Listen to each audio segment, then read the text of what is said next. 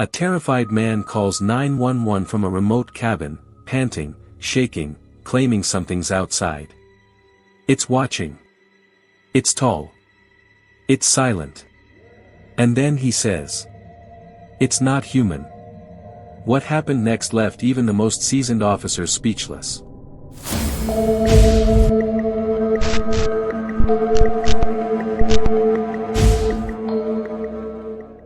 On the night of November 12, 2017, a call came into the Rural Dispatch Center in Washington State. The man on the line, we'll call him Mark, was alone at his family's cabin deep in the Olympic National Forest. At first, the dispatcher thought it was a typical wildlife call. Mark calmly reported that something was outside the cabin. But his voice started shaking. "There's something outside. I don't know what it is. It's tall. It's not walking right. It's just standing there." The dispatcher asked, "Is it a bear? A person?" Mark replied firmly, "No. It's not human." Mark was a 34-year-old construction worker from Seattle. He'd driven up to the cabin for a quiet weekend, no cell signal, no internet, just him and nature. The nearest town was 25 miles away. Complete isolation. Earlier that evening, he'd been outside chopping wood when he noticed movement in the trees. First, he assumed it was a deer. But then it stood up, on two legs. And it stared at him. "It's just standing there. Watching. It knows I see it. It doesn't care. Why isn't it scared?" Mark described the figure as nearly 7 feet tall, covered in dark, matted hair. Its arms were too long. Its legs bent in ways that didn't seem natural. And it never blinked. He ran back into the cabin, locked the door, pushed furniture in front of it, and made the 911 call using the old landline. Cell phones didn't work out there. "It's circling the house now.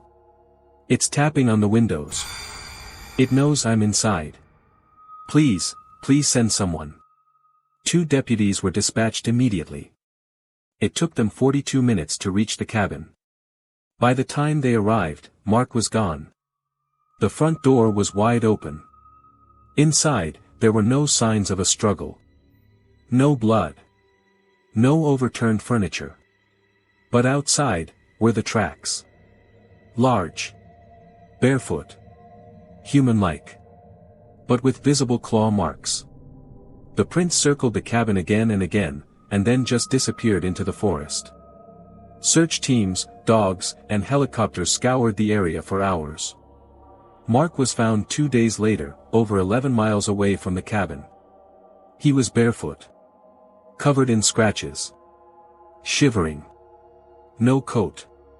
No food. No memory of how he got there. He just kept saying the same thing. "It wasn't human. I don't know what it was. But it wanted me." At the hospital, Mark was evaluated. No drugs. No alcohol. No signs of a psychotic break. Just extreme stress, mild hypothermia, and deep confusion. So what really happened?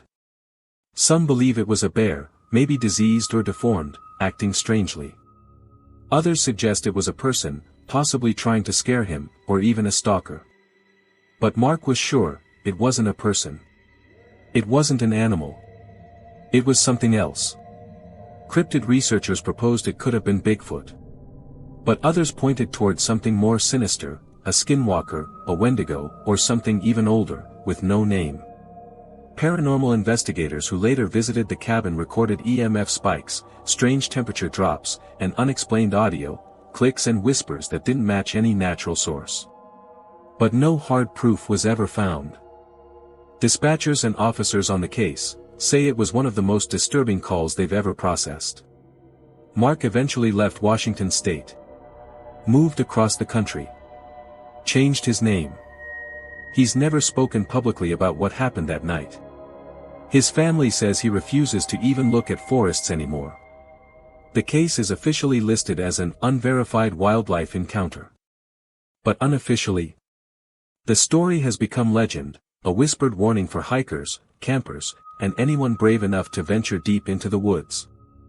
So the next time you're out in nature, alone, at night, and you hear a tap on your window, don't ask what it is. Ask what it isn't. Because it might not be human. If this story gave you chills, hit that like button, subscribe for more real-life mysteries, and tell us in the comments, what do you think Mark saw that night? Until next time, stay safe, and stay curious.